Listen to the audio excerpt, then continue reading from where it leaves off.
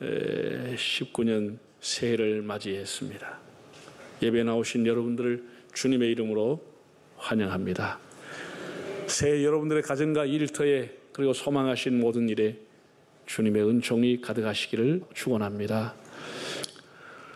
특별히 금년은 3.1운동이 일어난 지 100주년, 상해 임시정부가 세워진 지 100주년이 된 연대기적으로 아주 중요한 해입니다.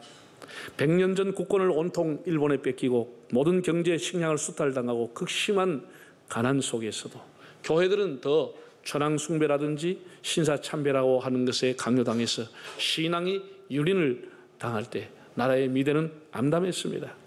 일본은 기고만장해서 청일전쟁에 이기고 러일전쟁까지 승리한 이후에 아예 조선 총독부를 제대로 세워서 한국을 완전히 집어삼키려고 하는 그런 야욕을 갖고 있을 때입니다. 이때 애국심을 가졌던 종교 지도자들이 종교를 초월해서 모였습니다. 국내에서 국외에서 이렇게 독립 만세운동을 벌이게 되었습니다. 일본의 총칼 앞에 맨몸과 태극기로 맞서서 수많은 사람들이 죽고 피를 흘렸습니다. 그들이 가지고 있는 무기 앞에서 우리는 맨몸으로 맞섰습니다. 3.1운동으로 전국에서 죽은 사람만 7,600명, 부상을 당한 사람이 16,000명, 체포된 사람이 47,000명, 불탄 집이 8,715호, 불탄 교회가 47곳이나 되었습니다. 우리는 힘은 없었지만 이대로 주저앉아 나라를 빼앗길 수 없다면서 국내에서 만세운동을 일으키고 군자금을 모으고 국외에서 상해 임시정부를 세우고 독립군을 모아서 군사훈련을 하였습니다. 이때부터 우리 한국교회는 애국하는 교회가 되어서 지금까지 새벽마다 국가를 위한 기도를 끊이지 않고 있습니다. 3.1운동이 일어날 당시에 남북한 인구가 합쳐서 2천만이 채 안 되는 1,750만 정도였습니다. 1,750만 중에서 종교적인 분표를 보면 유교와 불교가 각각 한 350만 정도로 가장 많았습니다. 유교, 불교. 그리고 당시에 천도교라고 하는 것이 흥왕해서 천도교가 한 200만 명 정도로 교세를 갖고 있었습니다. 우리 기독교는 1,750만 중에 1.3%에 불과한 겨우 22만에 불과했습니다. 가장 작은 소수 종교 1.3% 22만 명에 불과했습니다. 그러나 숫자의 많음과 적음을 떠나서 교회는 민족의 아픔을 같이 하면서 민족의 동반자로 우뚝 서게 되었습니다. 그 당시에 뜻 있는 인사는 다 교회로 모였습니다. 여러분이 알만한 이승만, 이상재, 김구, 조만식 이런 분들이 다 교회로 모여오고 그분들이 다 유교를 섬기고 불교를 섬기다가 기독교로 개종을 했습니다. 얼마 전에 국민일보에서 미션 그 일면에 나오는 기사입니다. 민족 대표 33인이 서명을 하고 대학안에서 그 독립선언서를 발표를 하고 전국에서 이제 만세운동이 일어났는데 그 33명 중에 16명이 기독교인이라고 하는 것은 우리가 알고 있는 사실입니다. 그러면 기독교인 16명이 누구였냐? 그 이후에 그들의 삶은 어떻게 되느냐라고 하는 것을 추적해서 조사를 했습니다. 16명이 대부분이 다 그 당시에 목사, 장로, 전도사들 또 한 3명이 끼어 있었습니다. 집사도 한 분이 있었습니다. 13명이 다 우리 기독교인 중에서 거의 목사, 장들이었습니다. 그 중에 한 사람은 월북을 해서 해방되고 월북을 해가지고 북한에 가서 국회 부의장까지 지내고 돌아가셨습니다. 그 목사였습니다. 그리고 2사람은 독립선언을 하고 난 이후에 모진 핍박과 회유를 유혹을 받으면서 2사람은 결국 친일주의자로 변절을 했습니다. 변절했습니다. 나머지 16명 중에 13명은 초심을 변치 않고 끝까지 절개를 지키고 핍박과 고문과 해유 속에서도 독립운동을 하고 생을 마쳤습니다. 그래서 감옥에서 마친 분도 계시고 한데 그래서 이 13분을 공적을 조사해서 이분들이 돌아가시고 난 이후에 국가에서 독립유공자로 추서를 하고 독립훈장을 다 추서를 했습니다. 그래서 참 우리 기독교가 대단하다. 그 당시에 독립운동을 했던 분이 그 얼마나 핍박과 해유가 심했겠습니까? 2명이 변절하고 1명은 나중에 월북을 하고 13명이 끝까지 초심을 지키고 국가를 위해 애국운동했다고 하는 것은 너무 우리의 자랑스러운 역사 또 선배라고 봅니다. 교회는 일제의 압박 속에 민족의 소망이 되었고 6.25 동란 때에는 공산화를 막는 선도 역할을 하였고 전후 가난과 폐허의 나라를 재건할 때 선교사님들과 함께 구제함으로써 나라에 헌신을 하였습니다. 근자에 우리 한국교회가 어렵게 되는 이유 중에 하나는, 가장 중요한 원인 중에 하나는 외부적인 요인으로 세속주의의 물결이 한국교회에 들어왔다는 사실입니다. 세속주의의 바람이 들어왔습니다. 예. 내적으로는 교회 지도자들의 모랄 해저드, 리더십의 부족에다가 성도들이 이 세속주의에 매몰이 되면서 신앙의 대표적인 신앙생활 중에 하나인 예배생활, 기도생활, 말씀을 묵상하며 실천하는 생활이 전부 나약하게 되어버리고 말았습니다. 우리가 1980년에 미국의 빌리 그레함 목사가 한국에 와 집회를 하면서 했던 유명한 설교 중에 내용이 이런 게 있습니다. 나는 캐나다에서는 숲속의 새소리에 잠을 깼습니다. 나는 일본 도쿄에 가서는 자동차의 엔진 소리에 잠을 깼습니다. 한국에 와서는 교회당의 새벽 종소리에 잠을 깼습니다. 세계의 교회의 희망은 한국 교회입니다. 기도하는 민족입니다. 이렇게 그가 설교를 했습니다. 그러나 지금 한국 교회는 영적인 열심이 많이 퇴화됐습니다. 그때 그 열심으로 1000만 성도를 이루었는데 지금은 이 세속주의의 물결이 들어가고 황금만능주의 산업사회, 정보사회가 되면서 사람들이 굉장히 피곤하다고 핑계합니다. 바쁘다고 핑계합니다. 교회 갈 시간이 없다고 합니다. 그래서 우리가 이런 세속주의의 영향으로 이 시대적 상황의 변화로 영적인 생활이 너무나 나태하고 나에게지게 되었습니다. 이게 오늘 우리의 현실입니다. 그때는 낮이나 밤이나 주일날은 다 교인들이 의뢰의 교회 간다고 생각했습니다. 주일학교 아이들도 수요일까지 모여서 예배드렸습니다. 주일 오후도 당연히 모이고. 그런데 지금 어떻습니까? 한 주일에 168시간 중에 교인들이 1시간 내지 2시간 가지고 신앙생활 하는 겁니다. 그 사람이 어떻게 신앙을 바르게 할 수 있겠습니까? 어떻게 그 사람이 온전한 신앙생활 할 수 있겠습니까? 경건성도 무너지고 빛과 소금의 역할을 무너지고 그냥 세속화의 물결 속에 그냥 살아가는 겁니다. 이는만 무늬만 크리스찬으로 살아가는 겁니다. 예수님이 사대교회에 대해서 이렇게 말씀했습니다. 네가 살았다는 이름은 가졌으나 실상은 죽은 자로다 라고 말했습니다. 이게 오늘의 교회의 모습. 일주일에 168시간 중에 1시간 내지 2시간 가지고 자기 영적인 생활을 하겠다는 겁니다. 그래서 교회가 많이 약화가 되었습니다. 다른 사람 때문 아니라 우리 자신들 때문에 이렇게 되어가고 있는 겁니다. 경건도 무너지고 19세기의 덴마크에 2번이나 전쟁에 패배를 하고 막대한 배상금을, 전쟁 배상금을 물고 국고는 바닥이 나고 북부의 곡창 지역은 독일에게 다 뺏겨버리고 국가 경제가 덴마크가 파탄이 나버렸습니다. 부녀자는 매춘부로, 남자들은 조금만 돈 벌면 술주정뱅이로 가는 곳마다 다툼과 원망과 시비가 그치지 않고 분노하는 사회, 거친 사회가 되었습니다. 희망이 없는 사회가 되었습니다. 언론은 이 모든 문제는 정치인에게 있다, 이 모든 문제는 경제적인 원인이 있다라는 진단을 했습니다. 이때 아주 새파랗게 젊은 거름투비, 20대 후반의 거름투비라는 목사가 일어났습니다. 그는 하박국 3장 2절에 근거해서 여호와여 진노 중에도 긍휼을 잊지 마옵소서, 수년 내에 이 나라를 부흥케 하옵소서라고 하는 절박하고 간절한 기도를 드리면서 밖에서 이런 것을 안에서 찾자, 그 유명한 삼매 운동을 일으켰습니다. 하나님을 사랑하자, 이웃을 사랑하자, 땅을 사랑하자.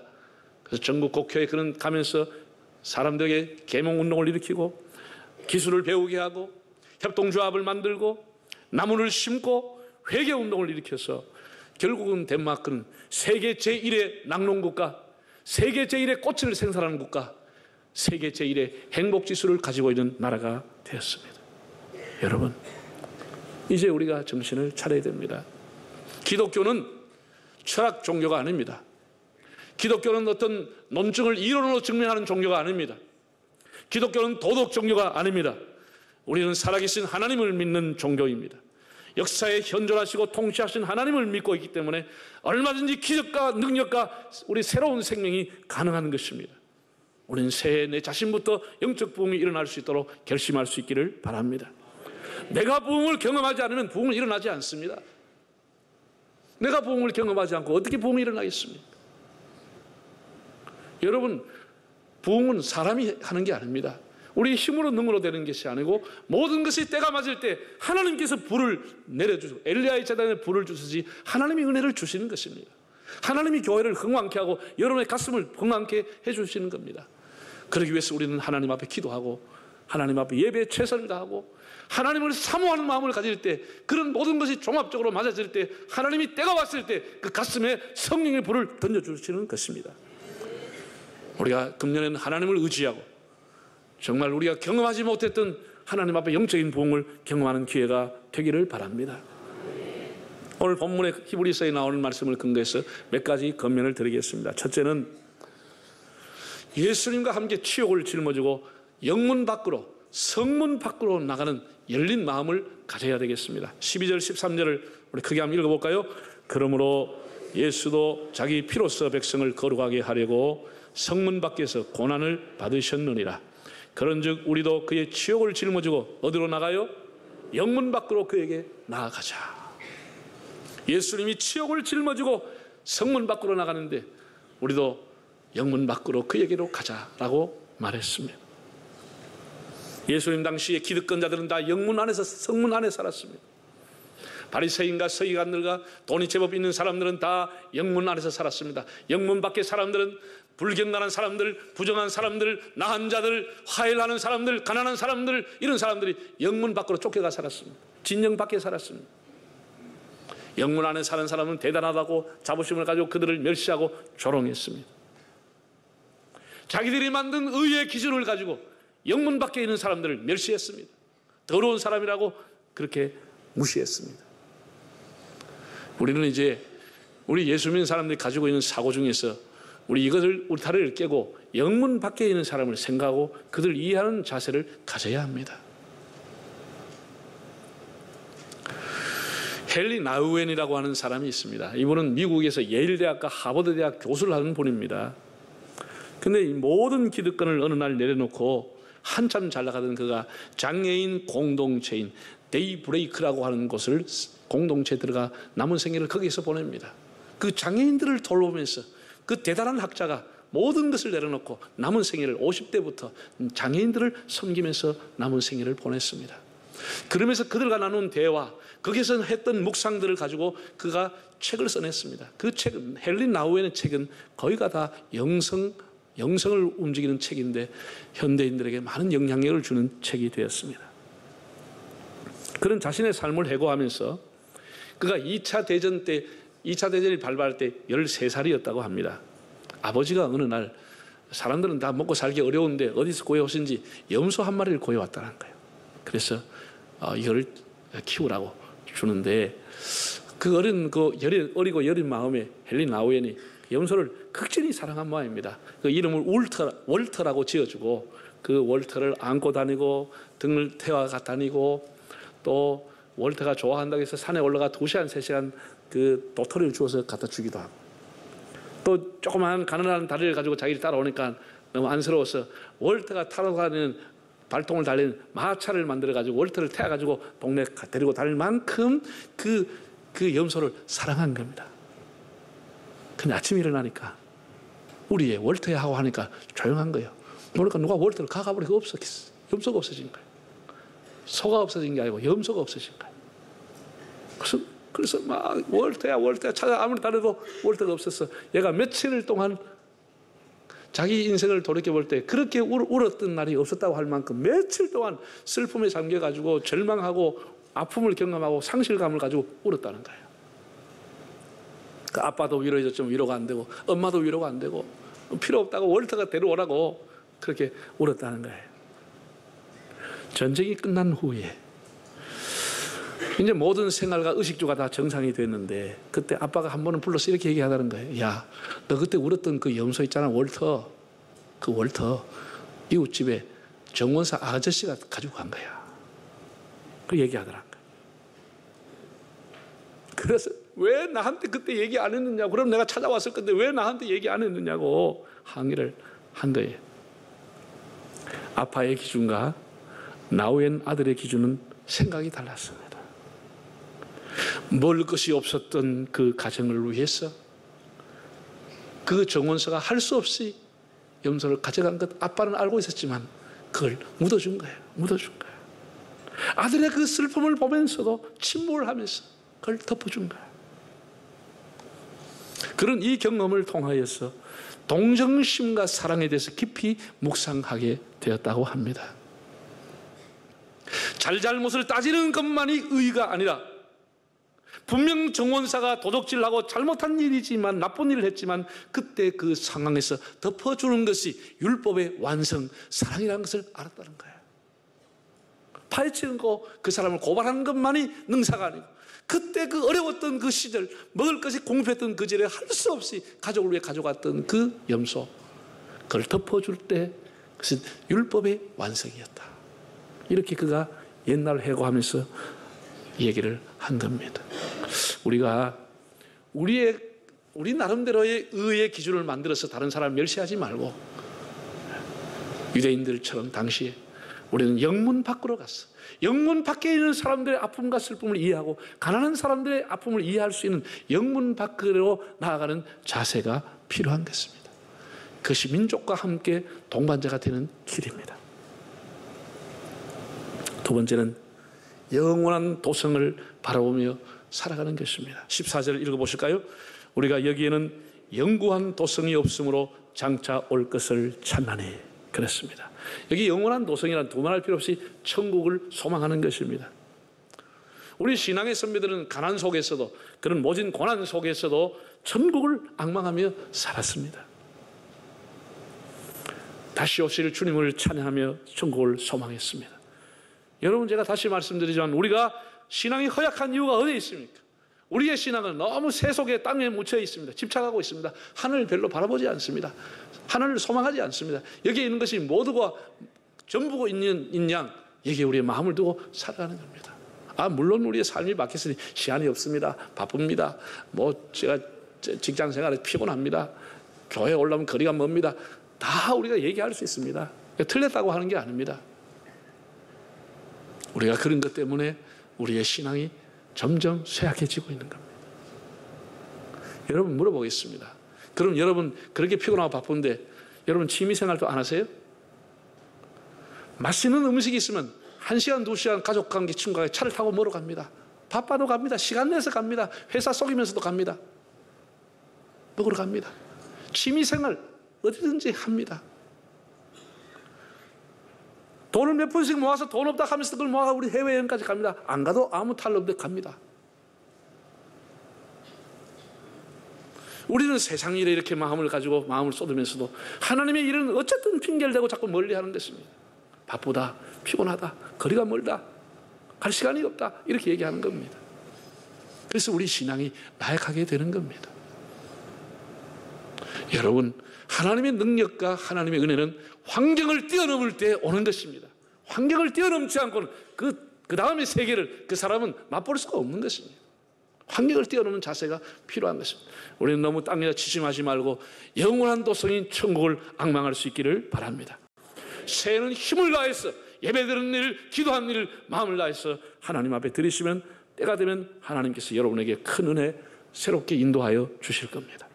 환경을 뛰어넘는 자만이 하나님 은혜를 맛보게 되는 겁니다. 이 세상은 여러분이 경험하신 것처럼 지난 한 해 금방 후딱 간 것처럼 안개와 같이 지나갑니다. 앞으로 세월은 더 빨리 갑니다. 바람처럼 지나갑니다. 연기처럼 사라집니다. 이런데 우리가 여기다 마음 다 두고 있습니다.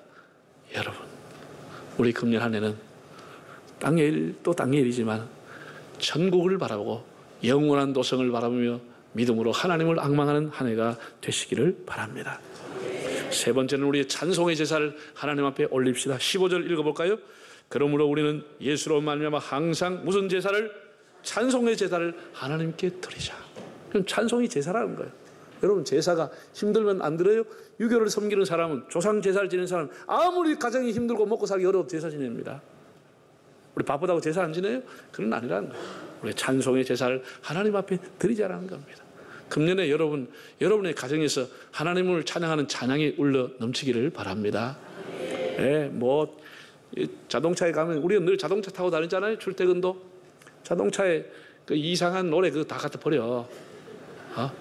찬송가로 바꿔 틀면 찬송이 나오면 출근할 때 20분이라도 같이 따라 찬송을 할 거 아니야. 네가 그러니까 내가 그러지, 네가 극하이 내가 극하이 이런 노래 갖다 버려. 그 쓸데없는 그런 소리, 그 아무도 응도 안 되고 그 들으면 출근도 하기 싫은 그런 노래 다 갖다 버려. 집에도 오면 희한한 소리 다 갖다 버려. 그걸 내가 교인들한테, 집사님한테 들어 전화하면 막 희한한 노래가 나왔어. 이 집사가 맞나, 전화가 잘못됐나 이렇게 생각한다니까. 내가 처음 들어보는 유한가 막 티 나와요. 그러지 마. 좋은 말 할 때 모르면 할머니들과 손자한테 바꿔달라 그래. 찬송으로 싹 바꿔. 자, 어디 가면 휴대폰도 찬송, 집에 오면 CD 틀면 찬송, 교회 집에 오면 일반 텔레비전만 보지 말고 CTS, C 채널, 뭐 굿뉴스, TV도 얼마든지 나와요. 라디오 틀면 극동방송 CBS 나오지요. CD 찬송 여치요. 이러면 찬송의 제사를 하나님 앞에 드릴 수 있잖아. 찬송의 제사를 시간을 특별히 안 내도 찬송할 수 있잖아요. 여러분, 제가 아는 선배, 제 존경하는 선배 목사님은 하루에 일과를 시작하기 전에 5곡의 찬송을 주님 앞에 올려드리고 일과를 시작한다는 거예요. 그거 내가 해보니까 이거 엄청 힘들어. 그거 할 수 있을 것 같은데 쉽지 않아. 5곡의 찬송가를 딱 찾아가 찬송가를 마음을 다해서 찬송을 하나님 앞에 올려드리고 하루 일과를 시작한다는 거예요. 네?